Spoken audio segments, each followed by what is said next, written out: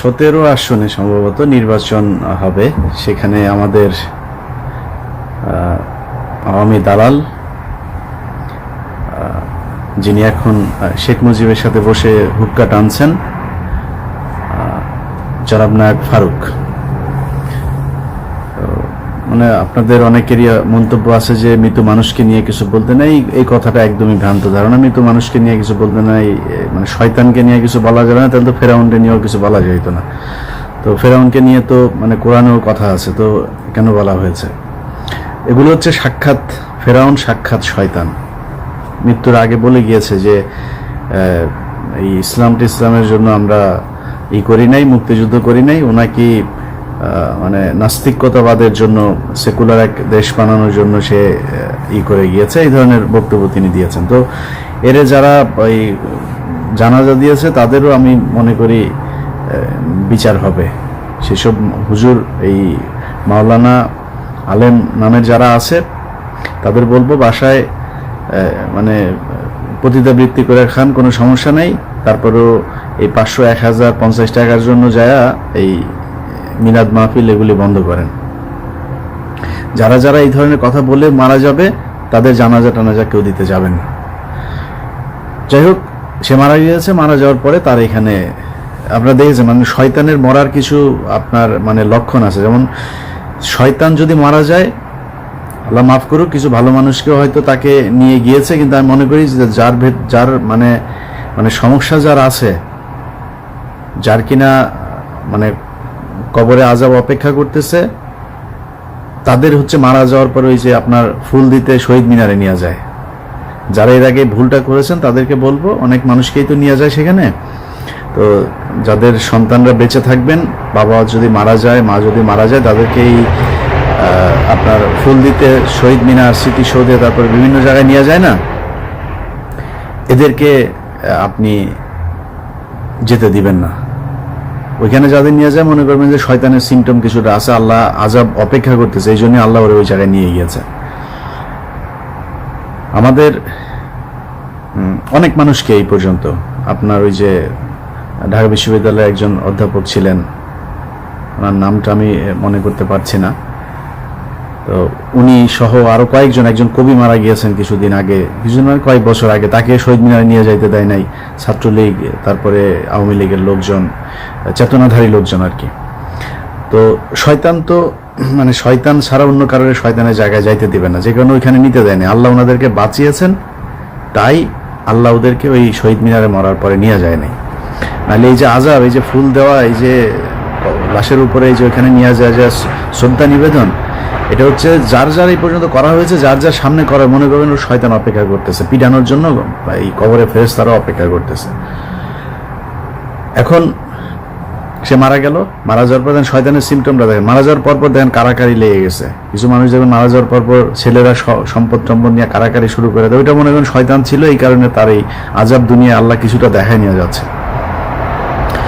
তার লাশ পড়ে রয়েছে সারা জীবন। ধরেন বাংলাদেশ হচ্ছে সিঙ্গাপুর, থাইল্যান্ড, কানাডা এইসব বলে চেতনা বিক্রি করেছে।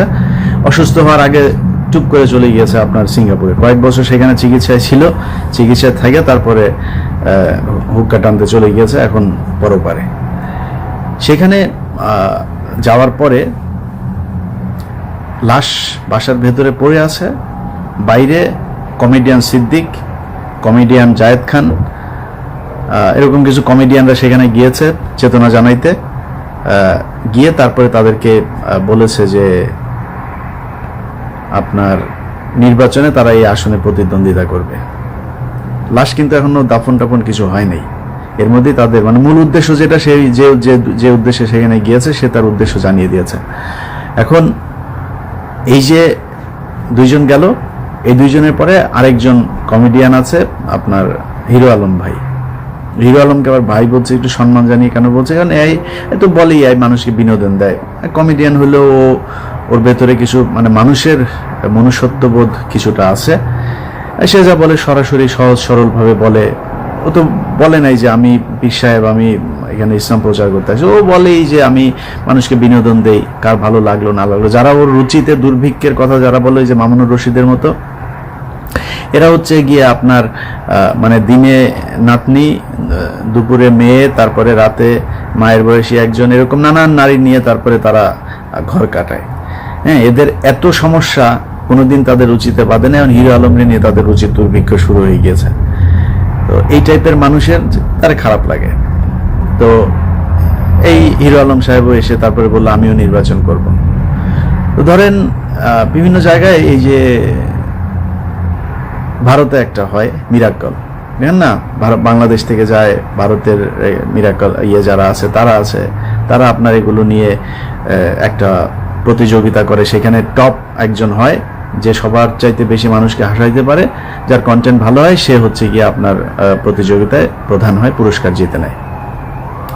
তো আমাদের এখানে কমেডিয়ান 3 জন হাজির হয়েছে, এর মাঝখানে আরেক কমেডিয়ান এসে হাজির। সে চিন্তা করলো আরে শালা আমি থাকতে এরা জিতা নিয়ে যাবে, আমার কথা শুনলেও তো মানুষ হাসে, আমার ফেসবুকে কোনো পোস্ট করলেও মানুষ হাসে। সেটা হচ্ছে আপনার ওই আরাফাত। আরাফাত এসে বললো যে আমিও কমেডিতে অংশগ্রহণ করতে চাই। তো এখন 4 জন মানে টোটাল আপনার এখানে প্রতিযোগিতা অংশ নিয়েছে, সিদ্দিক, জায়েদ খান, তারপরে হচ্ছে গিয়ে হিরো আলম আর আরাফাত।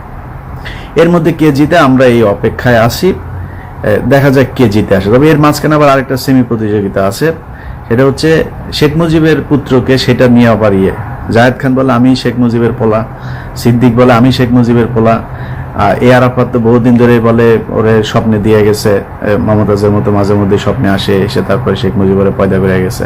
তো এই যে একটা মানে প্রেম ভালোবাসা, এর মধ্যে টপ ভালোবাসা কার আছে মুজিবের প্রতি, সে আগে ওইখান থেকে নৌকা মার্কা নিয়ে আসবে, আর এই দিক থেকে হিরো আলম সাহেব আপনার সামনে যায় আগাবে।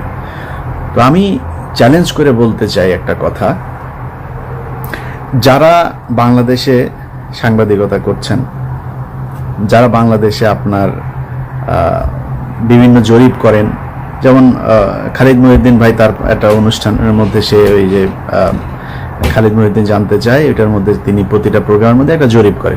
আমি কারো যদি মিনিমাম মানে সততা বোধ যদি কারো থেকে থাকে, আমি বলবো এই ঢাকার এই আসনটায় যে উপনির্বাচন, এই উপনির্বাচনে একটা করবেন, জরিপ করবেন যে কে জিতবে। যদি হিরো আলম জিতে না আসে, আমি চ্যালেঞ্জ করে বললাম আমি জীবনে কোনোদিন আপনাদের সামনে মুখ দেখায় কথা বলতে আসবো না। আরাফাত সম্ভবত মনোনয়নটা পাবে, আরাফাত তো পরের কথা। শেখ মুজিবরে যদি হয় না নৌকা মার্কায় দাঁড় করায়, শেখ মুজিব হয়তো আগেও ভোট চুরি করে গেছে 73-এ, এমনি ভোট চোর সে, এখন যদি ভোট চুরি যদি না করে আপনার হিরো আলমের সাথে দাঁড়াবে, কেউ জরিপ করেন, দাঁড়ানোর দরকার, নির্বাচনের দরকার।